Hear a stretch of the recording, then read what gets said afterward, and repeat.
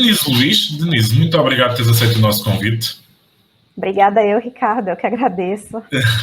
Denise, nós vamos falar sobre saúde mental e porquê é que vamos abordar este tema nesta entrevista. Bom, vamos abordar esse tema na entrevista porque a saúde mental é um tema muito importante em relação à pandemia, em relação ao ano que passou, em relação à nossa atualidade no geral e também porque eu sou uma pessoa que convive com um quadro depressivo, então vou estar dando a minha própria experiência em relação a isso. Muito obrigado por essa coragem, Denise.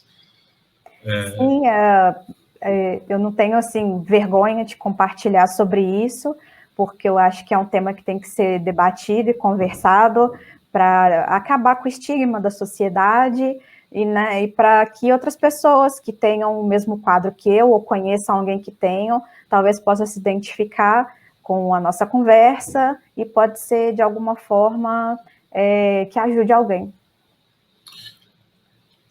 Como é que é viver com o confinamento dentro de um quadro depressivo, Denise? Extremamente difícil.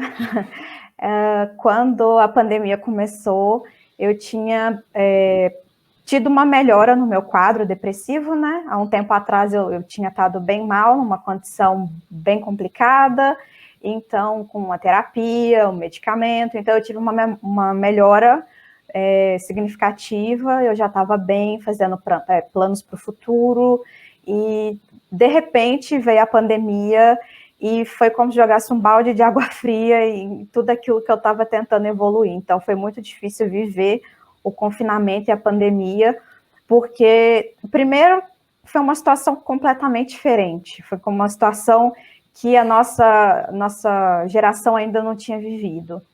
Então chegou um certo ponto que eu pensava que eu ia morrer, ou era de Covid, ou era devido à depressão, no confinamento, e que eu ia regredir tudo aquilo que eu tinha conseguido conquistar.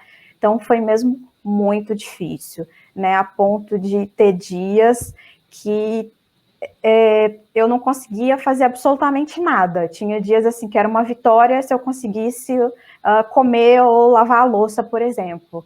Então, foi uma altura muito, muito difícil, porque não dava para eu tentar encontrar os amigos, não dava para eu poder dar uma volta, eu tinha medo de sair à rua, fiquei mesmo presa dentro de casa, então foi mesmo muito complicado. Foi necessário mesmo muito apoio virtual dos amigos, apoio dos meus familiares, né, e continuar com a terapia para poder conseguir superar esse momento. Denise, tu tens formação na área da biologia e sentes que este teu conhecimento da área da biologia impactou na tua visão ou no teu estado de alerta sobre esta pandemia? Sim, impactou.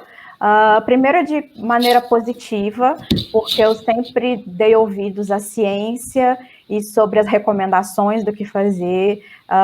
Sempre tive cuidado durante esse tempo inteiro, até agora, sem relaxar nem um bocadinho, sempre com cuidado. Mas também, por outro lado, foi uma coisa que deu medo, porque era uma coisa completamente desconhecida, ainda não tínhamos estudos, não tinha evidência sobre o melhor tratamento, não tinha vacina, não tinha nada, então a gente não tinha como combater, como resolver, não tinha uma solução, então também dava medo por causa disso, por ser uma coisa completamente nova, você não ter um horizonte, você não saber. Então, isso vai durar até quando? Quando vão encontrar uma cura ou vacina ou uma prevenção? O que a gente vai fazer? Como é que isso vai ser? Então, por um lado, me ajudou a manter na linha, mas por outro lado também deu muito medo. E como é que é lidar com uma pessoa que vive um quadro depressivo? É complicado, né? Acredito que quem conviva com uma pessoa que tem depressão não tem que parar a vida por causa dessa pessoa, não tem que viver em prol dessa pessoa, porque somos todos indivíduos, e inclusive acredito que quem vive com alguém que tem depressão tem que ter seu próprio momento, né, porque é difícil, é mesmo muito difícil, então as pessoas têm que ter sim o próprio momento para elas, e é muito importante quem convive com quem tem depressão ter muita empatia, muita compreensão, o entendimento que isso é uma doença muito séria, é tentar quebrar esse tabu e conversar com a pessoa, perceber o que ela precisa, como você pode ajudá-la, né? Tentar dar suporte dentro da sua limitação, né? Porque se você ultrapassa o seu limite, né, é complicado, né? Então, você perceber o que a pessoa precisa, como você pode ajudá-la, manter a empatia, a compreensão, acho que acima de tudo isso, e mostrar que você está ali para a pessoa. Eu acho que isso é o mais importante. E agora, Denise, aqui um bocadinho, e agora que estamos a entrar num novo confinamento, mesmo para as pessoas que não vivem quadros depressivos ou têm uma saúde mental estável, qual é a importância de vigiarmos e continuarmos a zelar pela nossa saúde mental neste novo confinamento e nestas situações em que estamos isolados do mundo?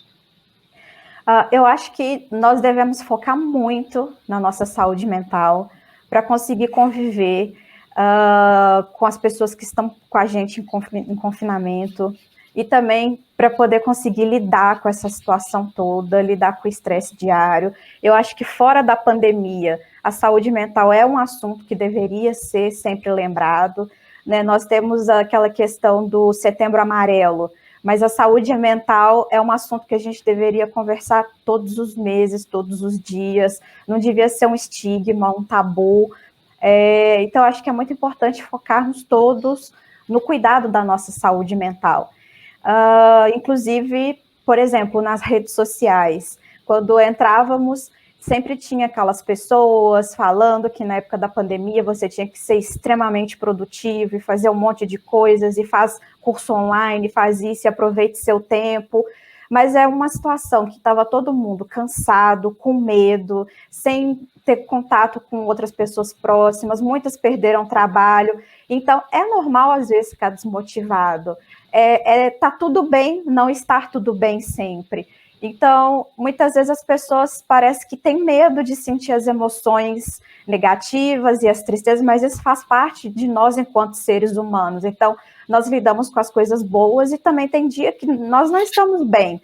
Então, para mim, é completamente normal uma pessoa que não tem depressão, dentro desse confinamento, está ansiosa, está estressada, não ter vontade de fazer uma tarefa produtiva, ou de ler um livro, ou fazer uma tarefa doméstica. É completamente normal isso.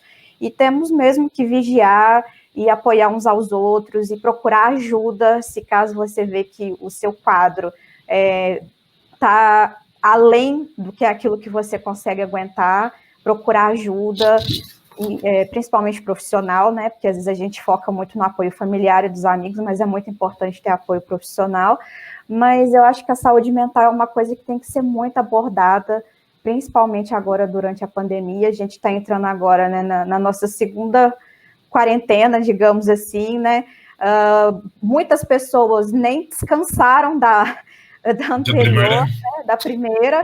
Por exemplo, eu cheguei a ficar 147 dias direto sem sair de casa, e quando eu fui sair de casa mesmo, já estava no fim do verão, então eu nem aproveitei direito, nem consegui ver muitas pessoas que eu queria ter visto, e aí com medo, sempre em casa, sempre, né, tentando, e agora a gente já está entrando de novo, então às vezes a gente não teve nenhuma pausa mesmo para aproveitar um pouquinho e já estamos confinados de novo, então talvez isso seja um pouco mais difícil para muitas pessoas, né? Essa segunda fase seja mais desafiadora, mas por isso que é importante a gente tentar ter hobbies que nos ajudam a manter a saúde mental, fazer pequenas coisas que dão pequenos prazeres, sabe? No dia a dia, isso é muito importante fazer isso. E o futuro, Denise? O futuro, para mim, eu não vejo ainda de uma forma muito otimista, mas nem é por causa da depressão. Porque tem um ditado chinês que eu gosto muito, que ele diz que pessoas fortes fazem tempos fáceis, enquanto os tempos fáceis vão fazer pessoas fracas, e as pessoas fracas vão fazer tempos difíceis. e os tempos difíceis vão fazer pessoas fortes. E é um ciclo que a humanidade está sempre vivendo. Eu acho que nós estamos num momento em que nós somos uma geração de pessoas mais fracas. Nossa geração nunca enfrentou um problema tão grande quanto esse, um desafio como esse.